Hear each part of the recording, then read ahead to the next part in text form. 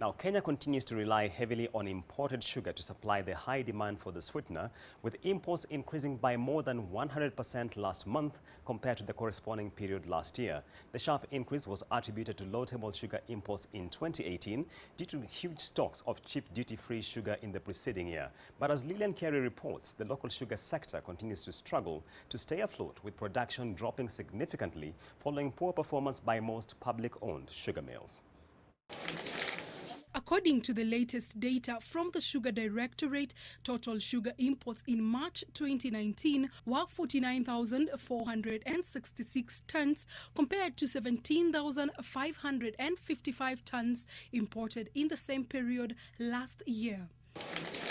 This reflects an increment of over 100%, which was attributed to depressed imports in 2018, which resulted from 2017 duty-free imports. Further, sugar imported in January to March 2019 totaled 113,516 tons against 49,445 tons in the same period last year, reflecting a 130% increase.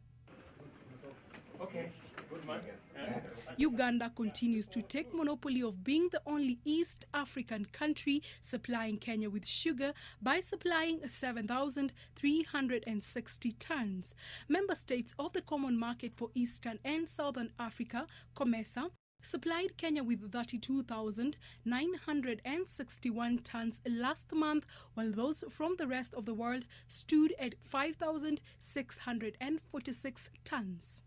This even as the total sugar production in the months of January to March dropped by 14% from 141,795 metric tons to 165,802 metric tons achieved in the same period last year.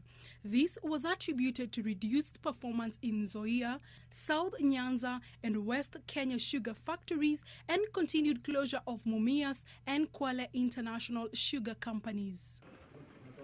Okay. Good man. Even as cheaper imported sugar floods the market, the shelf price of the commodity continues to fluctuate. The sweetener retailed at 112 shillings per kilogram in January and dropped to 108 shillings per kilogram in February. As at last month, sugar was retailing at an average price of 107 shillings per kilogram. Lillian Carey, NTV.